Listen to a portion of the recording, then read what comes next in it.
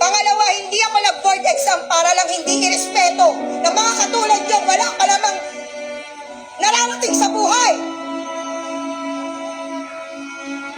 Ang kakapal ng mga mukha nyo. Hindi nyo nga kaya buhayin yung mga sarili nyo. Hindi kayo marunong rumispeto.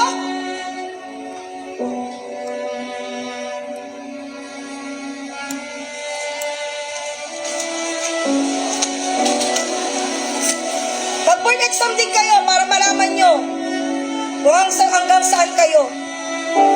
Baka hindi pa nga kayo pumasa sa ugali nyong ganyan.